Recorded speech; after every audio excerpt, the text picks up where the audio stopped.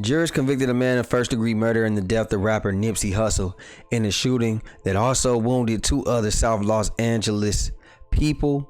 Eric Holder was found guilty in the March 31st, 2019 murder of 33-year-old rapper Nipsey Hussle. He was also convicted on 2 counts of attempted voluntary manslaughter and assault with a firearm involving 2 other people who were injured in the March 31st, 2019 shooting, along with 1 count of possession of a firearm by a felon. Jurors also found true allegations that he personally and intentionally discharged a handgun and that he personally inflicted great bodily injury on one of those victims. In closing arguments last Thursday, Deputy District Attorney John McKinney urged jurors to convict Holder of first-degree murder for a personal attack on Hussle outside of the musician's clothing store near Slauson Avenue in Crenshaw Boulevard, calling the killing cold-blooded and calculated. And I'm not gonna read the rest. They're just saying it was premeditated and he was jealous. So let me just say this, man. At the end of the day, nobody wins from this situation. We know that Eric Holder got his ass beat in the holding tank. Listen, we still wanted more from that.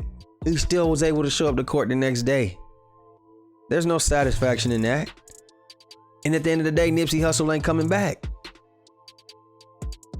And I'm just here to tell y'all this gangbanging shit, bro, that's really taking over the country. This shit is not, there's nothing positive about it. There's nothing positive about banging.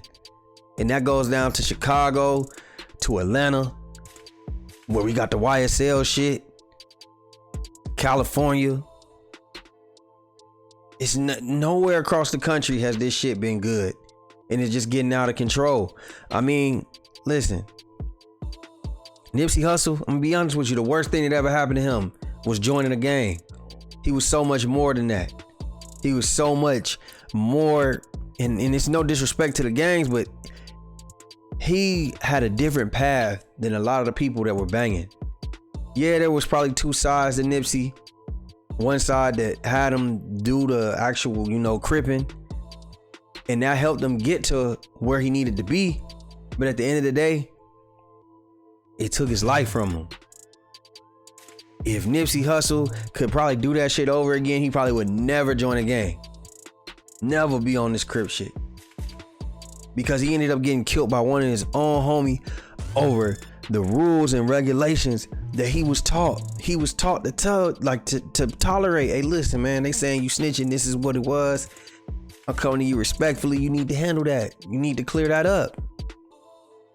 And then you got a man who also was taught, if a motherfucker put a snitch jacket on you, you supposed to do something about that. So I can't even blame Eric Holder for being what he was taught from a young age as a young gangbanger.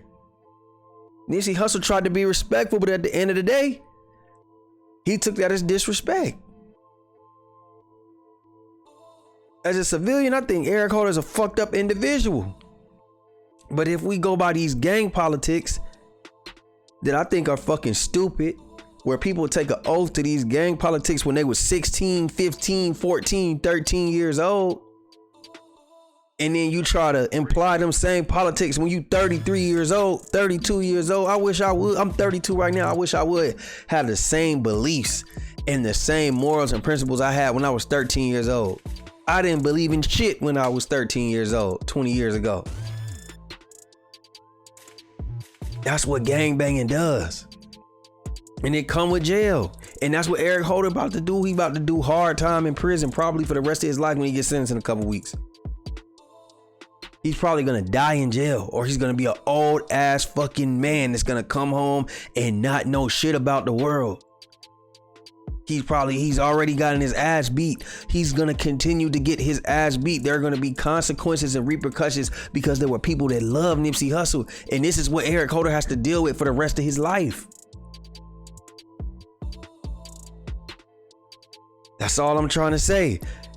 It comes with jail. You know what my homeboy told me one day? He said one of his homeboys was talking about getting into the streets, getting into a street lifestyle. He said, hey man, go sit in that motherfucking bathroom. This is what y'all need to tell y'all kids, man. Go sit in the motherfucking bathroom, close the door, lock yourself in there. Stay in there for 23 hours. Only come out for an hour a day. That's what jail is. Yeah, exactly. Nobody want to do that.